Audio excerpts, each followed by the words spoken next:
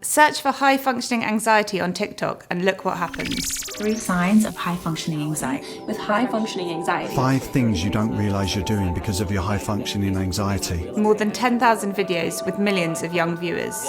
Number 1, you tend to have extremely high standards for yourself and might even identify as being a perfectionist. You are nice and easy to be around, but you people please too much. Many are made by professional clinicians and they mean well. But here's the thing, high-functioning anxiety isn't a medical diagnosis, it's a hashtag.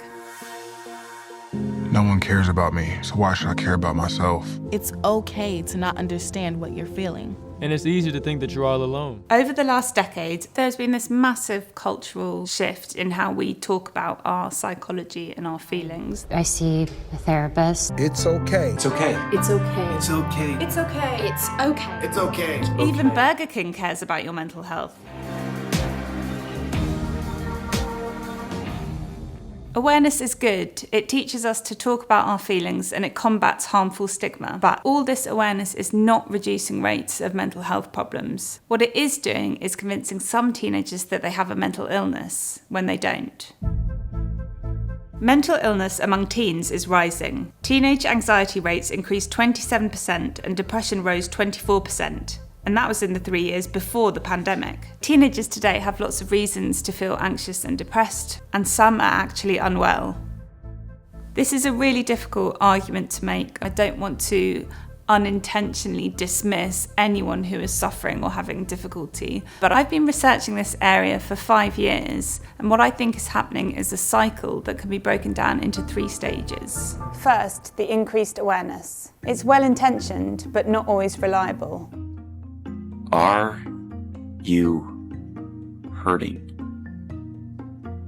The answer is yes, you have trauma. Procrastination is actually a short-term coping tool to avoid feeling anxiety or dread. A popular type of video on TikTok is 5 things you might not realise were a mental disorder, and it's really generic things like biting your nails or fidgeting or being a people pleaser. I just need to take an anxiety nap. Can you wake me up in like 30 minutes? I'm like not well. All this awareness oversimplifies and maybe even popularises mental disorders. This leads to the second stage, a phenomenon I call over-interpretation. Put a finger down if you find it impossible to control your thoughts or stop worrying. Put a finger down if it feels like you're constantly in a state of stress or panic. More young people are now self-diagnosing based on this flood of information and interpreting normal daily struggles as a mental illness. Put a finger down if you constantly seek reassurance. Put a finger down if reassurance only makes you feel better for... So it's not surprising that the language that they're now reaching for is the language of mental disorder, because that's the language that adults have encouraged them to use. Over-interpretation can then become a self-fulfilling prophecy, the third stage of the cycle.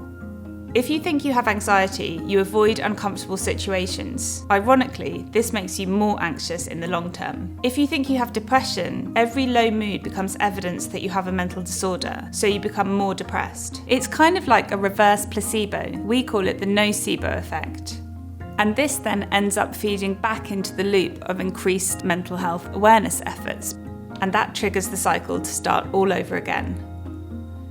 What does all this mean? A lot of young people are left overly distressed. Meanwhile, legitimate mental disorders are ironically taken less seriously. If everyone is ill, no one is.